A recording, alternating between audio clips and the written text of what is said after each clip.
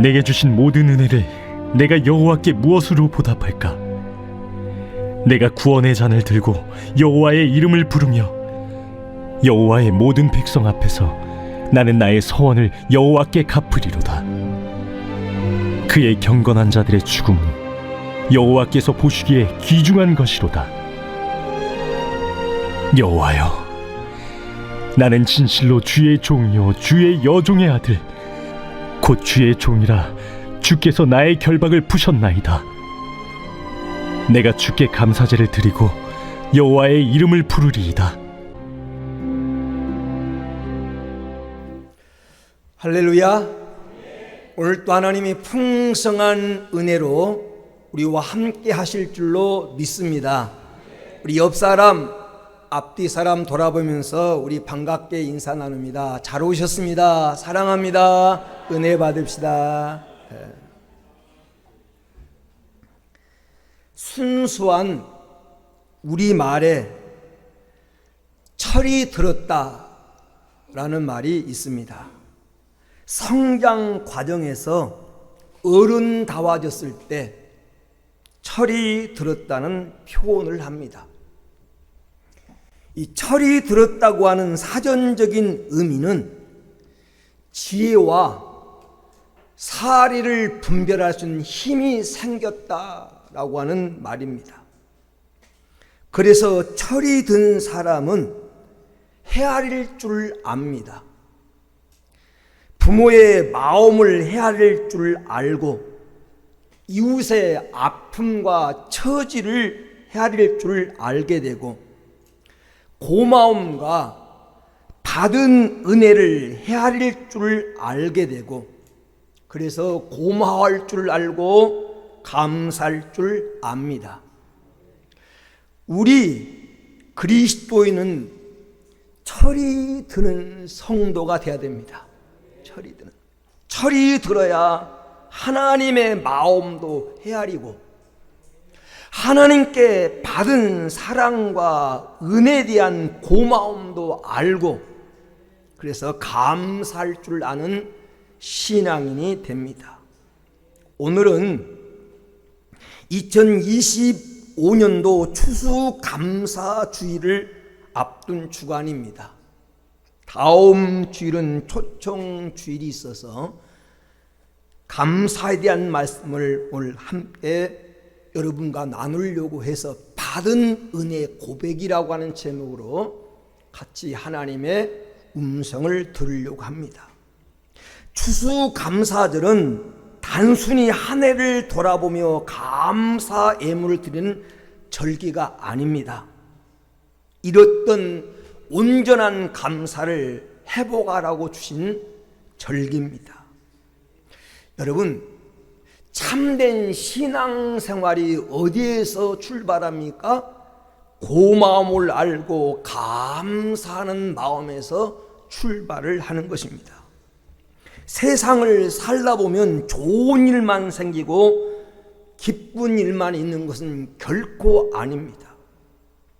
그러므로 환경이 좋아서 감사하고 또 좋은 환경이 오기만을 기다릴 것이 아니라 주어진 환경 속에서 감사의 조건을 찾고 모든 환경을 감사로 바꾸며 사는 것이 행복한 삶을 살아가는 신앙인의 자세입니다. 철이 든 신앙인의 모습입니다. 구원받은 성도는 세 가지 감사를 드릴 수 있어야 됩니다. 첫째는 받은 은혜에 대하여 감사, 에벤 에셀의 은혜에 대한 감사가 있어야 됩니다. 사람에게는 망각의 속성이 있습니다. 잃을 것을 잊고 사는 것도 은혜입니다. 사람이 경험한 것을 다 기억하고 산다면 머리가 아파 견딜 수 없을 것이고 그리고 괴로워서 견딜 수가 없을 것입니다. 그래서 하나님이 망각의 은혜, 잊어버릴 수 있는 은혜를 주셨어요. 그런데 문제는 잊어버려서는 안 되는 것을 잘 잊고 사는데 문제가 있는 겁니다. 기억해야 될 것은 잊어버리고 빨리 잊어버려야 될 것은 기억하며 사는데 문제가 있습니다. 부모님의 은혜를 잊고 사니까 불효하게 되고, 어려울 때 도움 받았던 은인의 은혜를 잊고 사니까 배은망덕한 자가 되고, 감사해야 될 것을 잊고 사니까 불평불만의 사람이 되는 것입니다. 은혜를 잊지 말고 받은 은혜를 고마울 줄 알고 감사할 줄 아는 사람이 성숙한 사람이고 아름다운 사람입니다. 우리가 한 세상을 살아오면서 얼마나 많은 사랑을 받아왔고 얼마나 많은 은혜를 받아왔는지 모릅니다. 이것을 아는 것, 이것을 깨달는 것이 중요합니다. 받은 사랑이 얼마나 크고 지금 내가 받고 있는 사랑이 얼마나 큰지를 깨달은 사람이 감사도 하고 효성도 하고 충성도 합니다. 부모님께 받은 사랑이 얼마나 큰지를 알면 그 은혜를 깨달으면 효도하게 됩니다. 스승의 가르침이 얼마나 소중한지를 깨달으면 그는 훌륭한 제자가 됩니다. 나라의 고마움, 국가의 은혜를 아는 사람은 충성을 다하여 애국자가 됩니다. 성도가 하나님의 은혜, 하나님께 받은 사랑이 얼마나 큰지를 알면 참 성도가 됩니다. 그런데 지금 현대인들의 특징 중에 하나가 받은 은혜를 모르고 받은 사랑에 감사할 줄 모른다고 하는 사실이에요. 말세의 특징입니다. 디모데후서 3장 2절에 말세의 특징을 설명하면서 감사를 잃어버린 시대다. 감사를 잃어버린 시대. 그래서 따뜻한 정이 사라져가고 있고 부모를 거역하고 공경하지 않고 감사를 잃어버렸습니다. 우리 민족의 아름다운 장점은 작은 일에도 감사할 줄 알고 어려움을 함께 극복하고 부모를 공경하고 이웃 간에 정이 넘쳤던 민족입니다. 그런데 지금 그런 미담들과 장점들이 다 사라져가고 싸늘한 이기주의자들만이 판을 치는 그런 세상이 되었습니다. 이런 상황 속에서 하나님을 믿는 믿음으로 사는 자들은 달라야 됩니다. 감사하는 자들이 되어야 됩니다. 믿음의 사람은 감사할 줄 아는 자가 되어야 돼요. 믿음으로 한 시대를 살았던 믿음의 사람 다윗은 자기 영혼을 깨우며 스스로에게 이런 말을 합니다. 시편 103편 2절에 내 영혼아 여호와를 송축하며 그 모든 은택을 잊지 말지어다. 자기를 깨우면서 자기가 자기에게 하나님 송축하자, 하나님 은혜를 잃어버리지 말자라고 다짐을 합니다. 오늘 본문 시편 116편 12절에 내게 주신 모든 은혜를 내가 여호와께 무엇으로 보답할까? 하나님이 내게 주신 은혜를 내가 무엇으로 보답할까? 여러분, 다윗이 그랬던 것처럼 우리도 하나님이 내게 주신 은혜가 있는데 그 은혜를 잃어버리지 말고 내가 어떻게 보답할까? 이 마음을 회복해서 이 마음을 갖고 살아가는 것이 성숙한 성도의 자세입니다. 사무엘상 7장 12절에 에벤에셀이라고 하는 말이 나오는데, 에벤에셀이라고 하는 말은 하나님께서 우리를 여기까지 여기까지 도우셨다는 거예요. 지금 여러분 나이가 얼마든지 여기까지 살아온 과정 속에 하나님이 여러분을 도우셨습니다. 요한복음 1장 16절에 우리가 다 그의 충만한 데서 받으니 은혜 위에 은혜로라. 은혜 위에 은혜. 은혜 위에 은혜라고 하는 말은 무엇과도 비교할 수 없는 큰 은혜라고 하는 말이고, 이것만도 감사한데 이 은혜에다가 또 다른 은혜를 부어주셨다라고 하는 말입니다. 우리는 은혜 위에 은혜를 입은 사람입니다.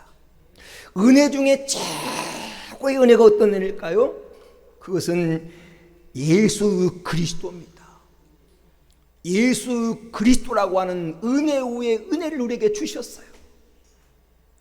죄를 지은 인간은 죄 값으로 영원히 죽어야 되고 그 값으로 심판을 받아 지옥 형벌을 당해야 됩니다.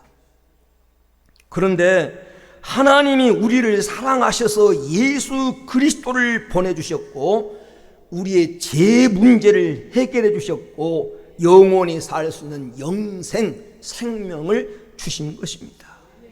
예수 안에서 하나님의 자녀의 권세를 누릴 수 있도록 하나님이 은혜 주셨는데, 이게 은혜 위에 은혜고 이게 바로 축복입니다. 이것만도 감사한데 하나님 거기에다가 우리가 이 세상 살아가는데 필요한 모든 것을 다 주셨습니다. 고린도전서 4장 7절에 내게 있는 것 중에 받지 아니하는 것이 무엇이냐? 내가 받았은즉 어찌하여 받지 아니한 것 같이 자랑하느냐? 바울이 지금 우리에게 묻고 있는 겁니다. 내게 있는 것 중에 하나님께 받지 않는 것이 무엇이냐? 다 하나님께 받았는데 어찌하여 받지 않는 것처럼 스스로 교만하고 자랑하느냐?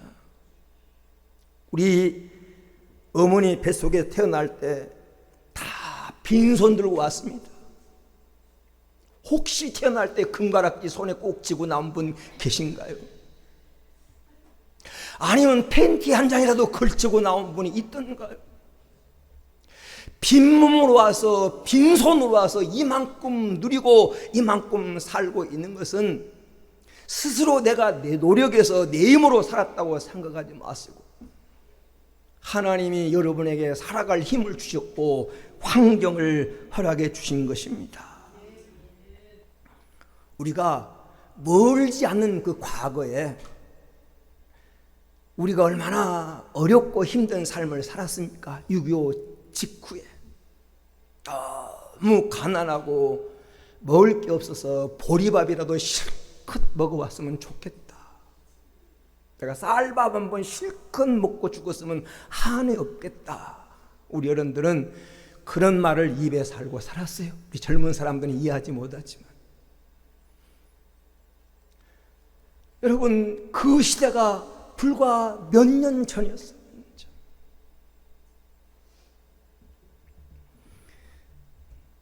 지금은 너무 많이 먹어서 살찌는 것이 문제고 살을 빼야 될 그런 시대를 살아가고 있어요. 참 얼마나 감사합니까? 그런데 이 지구상에 사는 모든 사람이 지금 그런 혜택을 누린 게 아니에요. 아직도 절대 빈곤에 허덕이고 절대 빈곤 속에서 우리가 40년, 50년 겪었던 그 아픔을 겪고 있는 민족들이 지구상에 많다는 거예요. 어릴 때 운동화가 얼마나 신고 싶었던지 맨날 검정 고무신만 신고 다니다가 운동화가 그렇게 신고 싶어요. 지금도 그래서 예쁜 운동화만 보면요 사고 싶어요. 너무너무 운동화 싶은데 사주는 사람이 없어요. 그냥 맨발에다가 검정 고무신. 요즘은 10,000원만 주면 그냥 천지 빛깔이로 있는데 말이에요. 그러잖아요. 여러분, 그런 시대가 불과 몇 년 전이었다는 거예요. 지금 이 시간 이 자리에 여러분이 살아온 모든 과정 속에서 내 힘으로만 살아왔다고 생각하지 마십시오. 하나님의 은혜입니다. 여러분이 체질이 건강하고 건강 관리를 잘해서 지금 이 시간에 호흡하고 예배드린 것이 아닙니다. 하나님의 도우심이었어요. 수많은 사고와 사건과 위험과 수많은 위기와 죽을 고비에서 여러분 인생 가운데 죽을 고비가 얼마나 많았습니까? 그 위기에서 벗어나 여러분이 살았다는 것이 하나님의 은혜입니다. 지금 내 몸이 100% 건강하지 못하고 내 몸에 가시가 있어서 그것 때문에 내가 자유롭지 못하지만 바울처럼 그 가시가 나를 하나님 앞에 나를 묶어두는 은혜고 나를 겸손하게 만들게 하고 내 신앙을 간절하게 만드는 그런 도구가 됩니다. 그래서 몸이 건강하지 못한 것 때문에 원망하지 말고 하나님이 내게 하나님이 은혜 주시려고 하나님께 나를 붙들어 주려고 내게 주신 은혜로 받는 성도가 되기를 주의 이름으로 축원을 드립니다. 깊이 생각해 보면 여러분 감사할 것이 얼마나 많은지 감사가 보입니다. 그래서 바울은 이런 말을 합니다. 고린도전서 15장 10절에 나의 나된 것은 하나님의 은혜다. 나의 나된 건 하나님의 은혜다. 자기 생애를 돌이켜보니까 은혜라고 하는 말로밖에 표현할 수 없는 하나님의 은혜로 하나님이 자기를 불렀고 구원받았고 자기를 써주셨고 자기에게 능력 주신 그 모든 과정이 하나님의 은혜라고 표현하고 있습니다. 모세가 이스라엘 백성을 광야로 이끌어 나와서 이제 저 가나안 땅에 보이는 요단강 접경까지 왔습니다. 요단강 접경에서 하나님의 부름을 받기 전에 모세가 이스라엘 백성을 불러놓고 신명기 8장 12절에서 18절에 이스라엘 백성에게 설교하면서 이런 말을 합니다. 장차 너희가 들어갈 그 가나안 땅은 젖과 꿀이 흐르는 땅이고 기름진 땅이다. 그 땅에 들어가면 너희가 짓지 않은 집에 살게 될 것이고 너희가 심지 않는 나무에서 열매를 거두며 살게 될 것이다.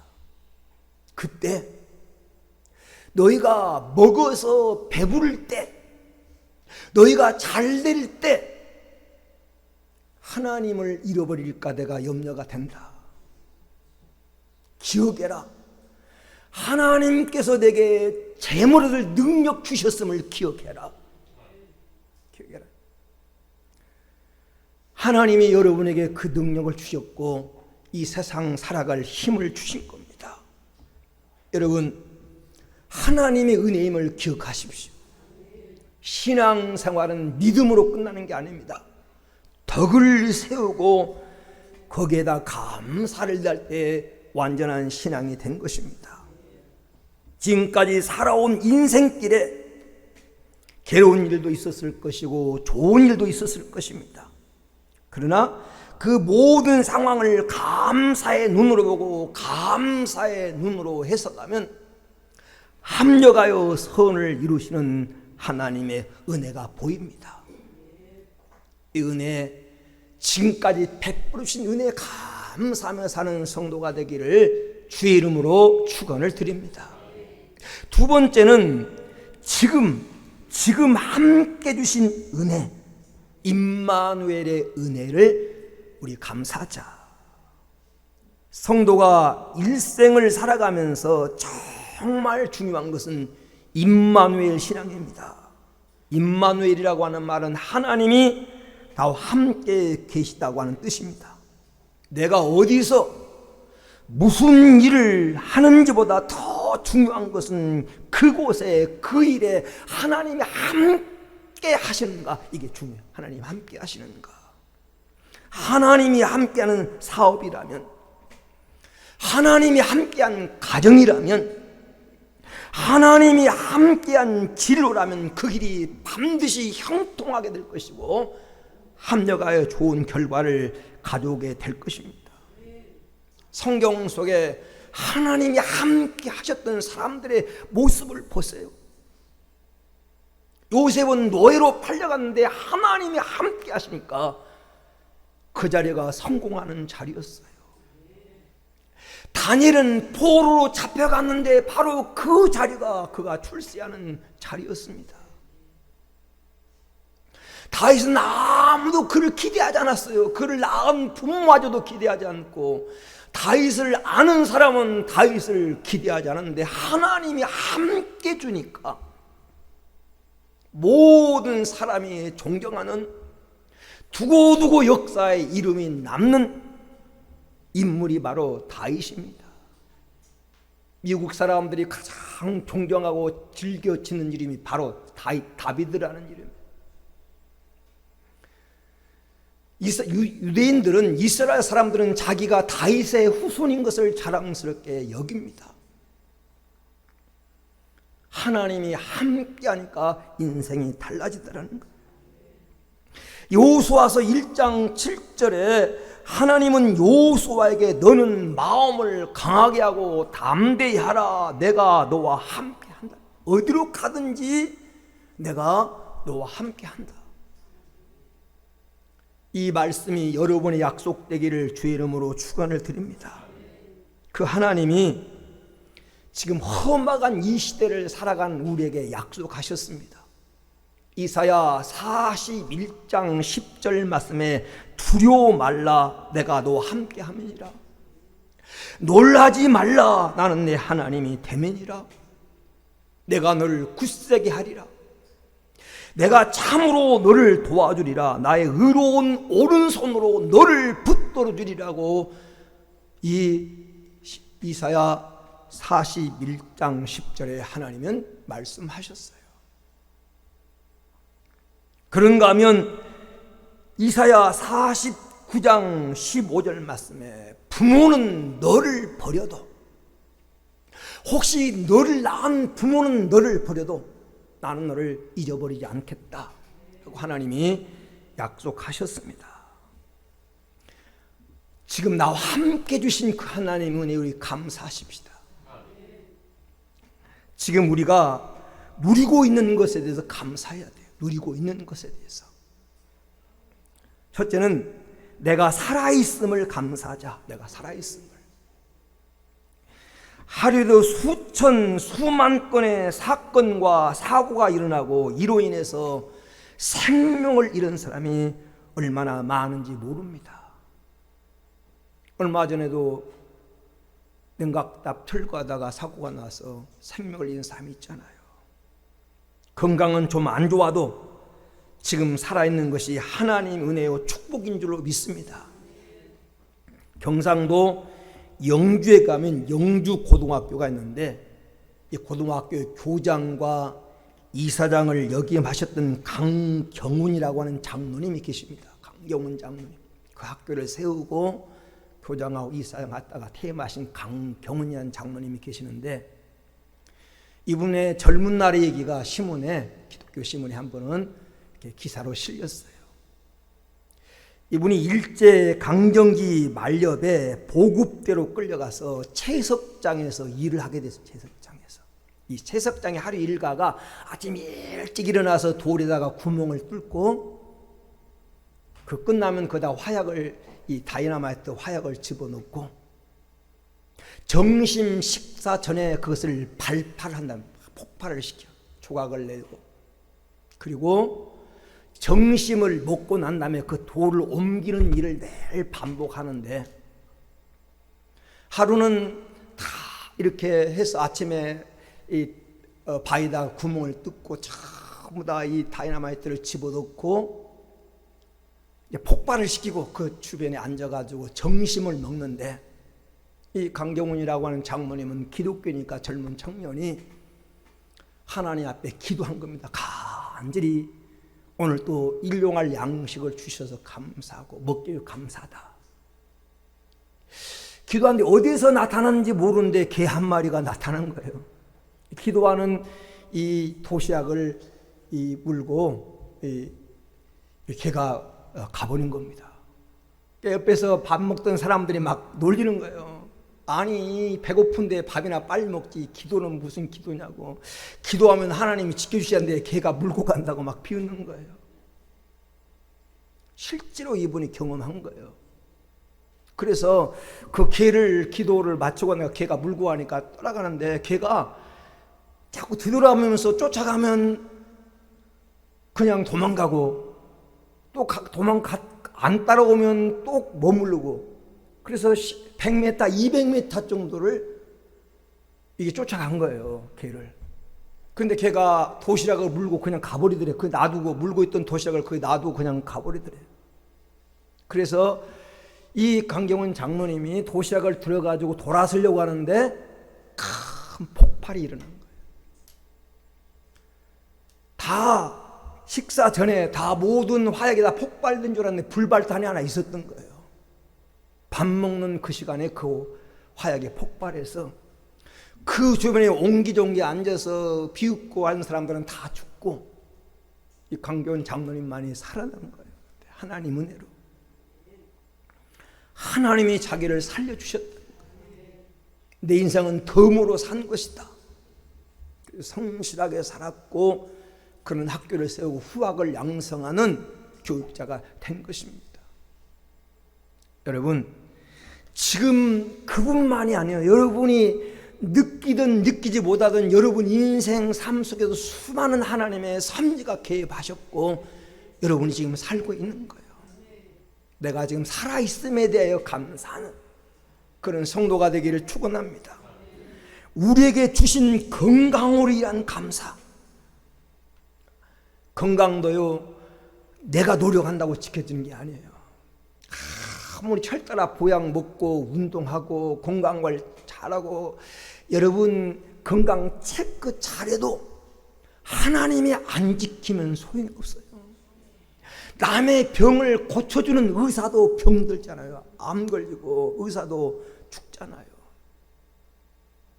안다고 되는 게 아닙니다. 하나님이 지켜주셔야지. 하나님이 지켜주셔. 하나님이 어제까지 멀쩡했는데 자고 나니까 내 몸에 이상이 생기는 거예요. 건강도 하나님이 지켜주셔야 됩니다. 건강 주셔야 예배 드릴 수 있고 마음껏 교회 오고 갈 수 있고 건강 주심에 감사하는 현재 감사하는 성도가 되시기 바랍니다. 세 번째는 우리에게 가정 주신 은혜에 대한 감사. 가정. 우리에겐 가족이 있습니다. 돌아갈 집이 있습니다. 세상에는 가족 없는 사람이 정말 많습니다. 애로운 사람이 많아요. 죽어도 죽은지도 모르는 고독 사는 사람들이 많습니다. 우리는 저녁에는 돌아갈 집이 있고 나에게 안부를 물어주는 가족이 있고 이웃이 있고 함께 어려울 때 함께 그 어려움을 같이 위해서 기도하고 함께 기쁜 일을 보면 함께 그것을 나눌 수 있는 믿음의 형제가 있음을 감사하는 성도가 되시기를 주의 이름으로 축원을 드립니다. 우리에게 일할 수 있는 직장과 공부할 수 있는 학교 주신 것을 우리 감사하자.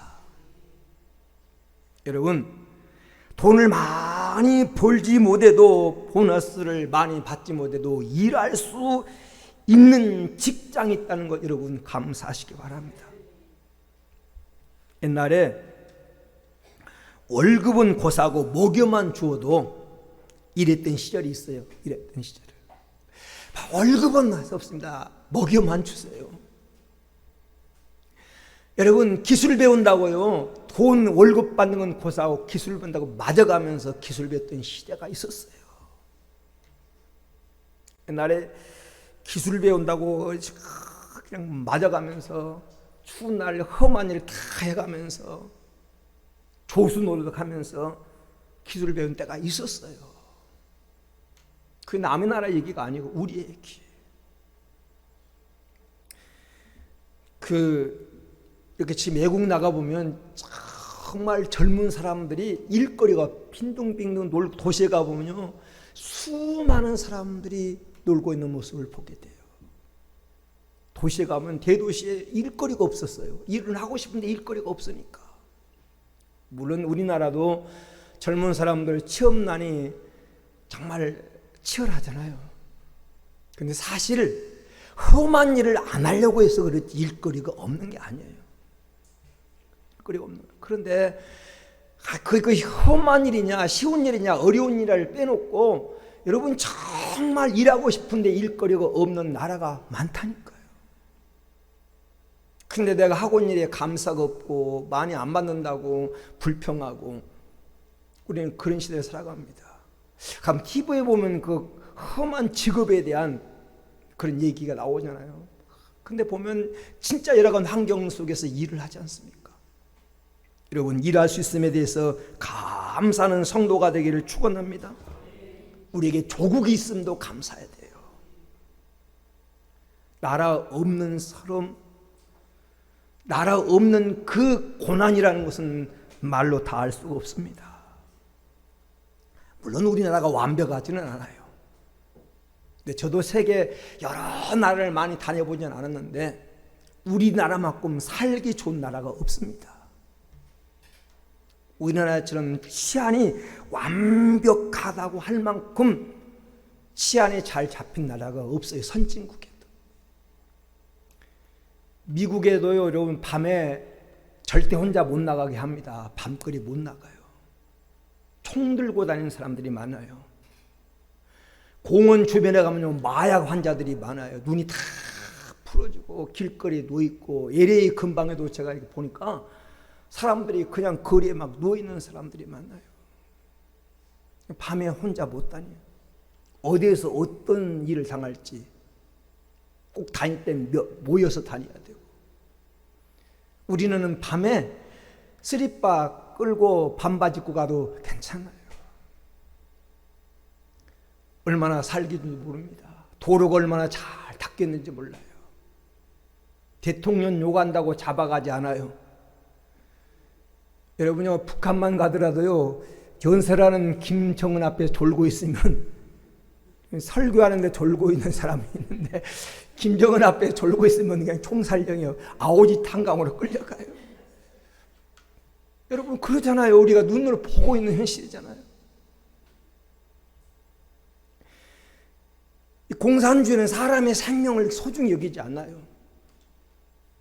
어제 아침에 그 높은 자리에서 하루아침에 그 자리에서 내려오는 거예요. 정권에 도움이 안 되면 하루아침에 지도세도 모두게 사라지는 나라가 공산국가예요. 그런데 우리가 마음껏 말할 수 있고 여러분 나라 비판하고 대통령 비판해도 인권이 자유가 보장되어 있지 않습니까? 예수 믿는다고 잡아가는 사람 아무도 없고요. 종교 자유가 있는 나라예요. 종교. 제가 얼마 전에 갔다 왔던 키르기스탄 나라도 종교 자유가 없어요. 자유라고는 하지만은 허락을 받은 국가의 허락을 받아야 신앙생활도 할 수 있는 그런 나라.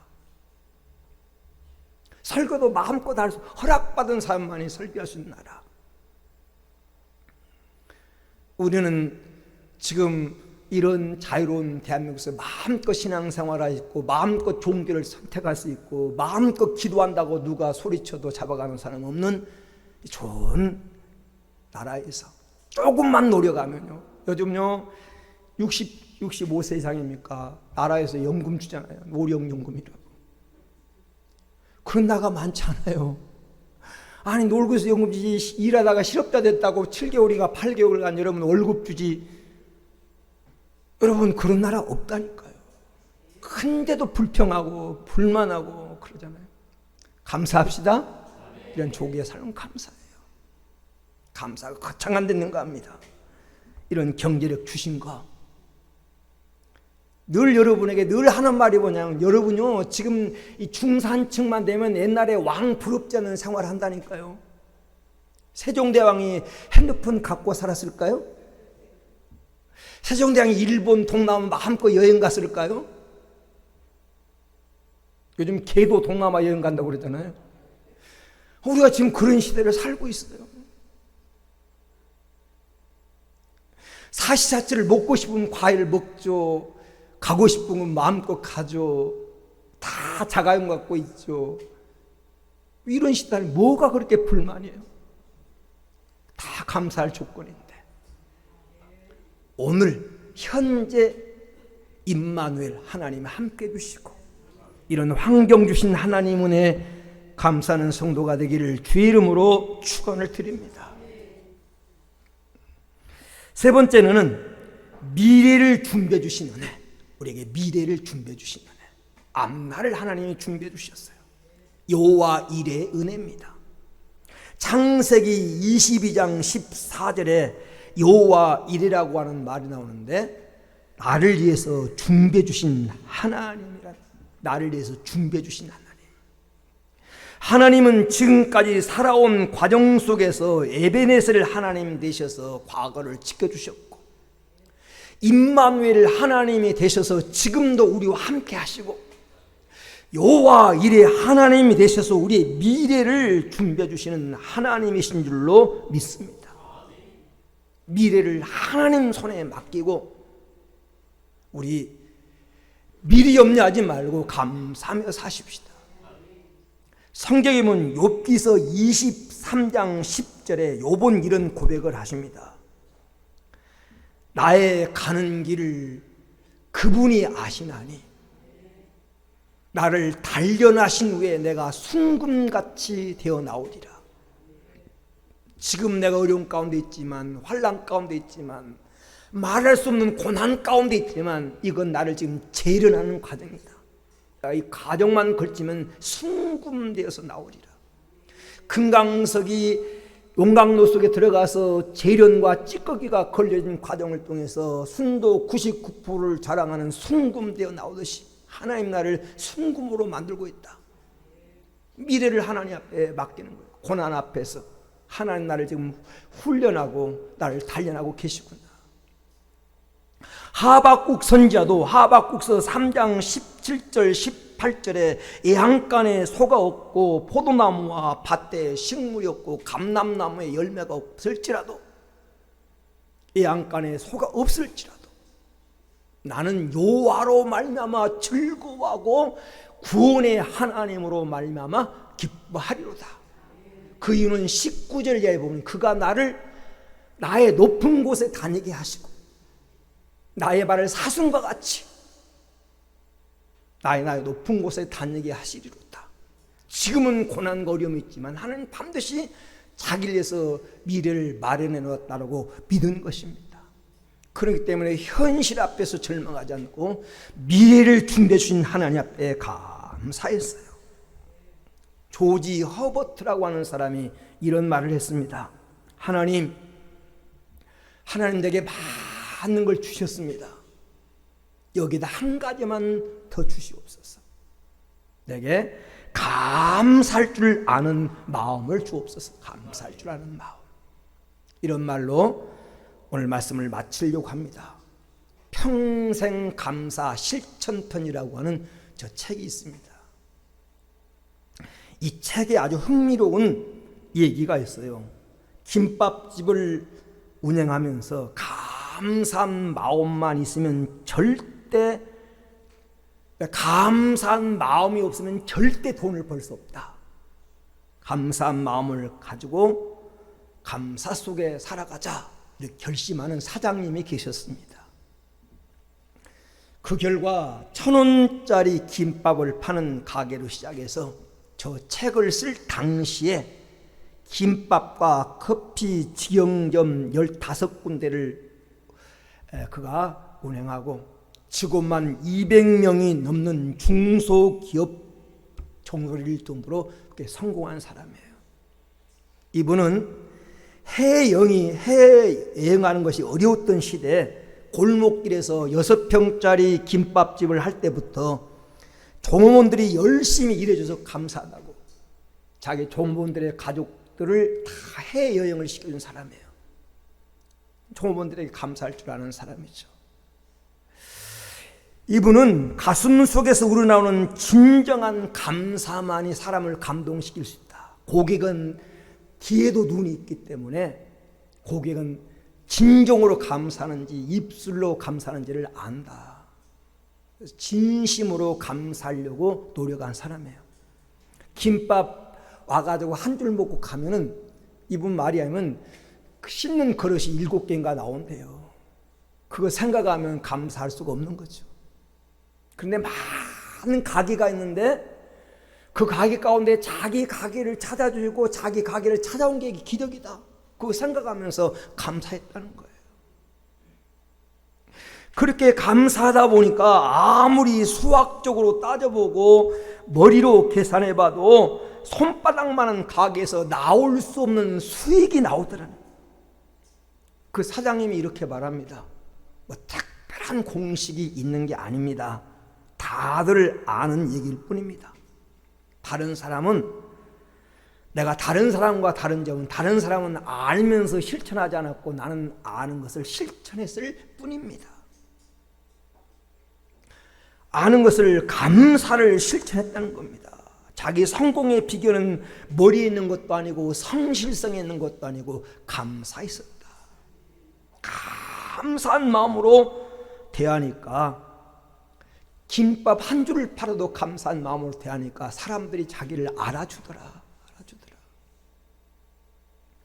이분 말씀 가운데 마음에 남는 얘기가 다른 사람은 아는데 실천하지 않았고 저는 아는 것을 실천했을 뿐입니다. 그래서 감사, 평생 감사, 실천편. 여러분 아는 것 중요해요. 배우는 것 중요해요. 오늘 말씀 듣는 것 중요합니다. 여기서 멈춰버리면 아무런 변화가 일어나지 않아요. 작은 것이라도 실천해보는 과거를 생각하면서 감사하고 현재를 생각하면서 감사하고 미래 여러분을 도와주실 하나님을 바라보면서 감사로 여러분 한 해를 마감하는 복된 성도들이 되어지기를 주의 이름으로 축원합니다.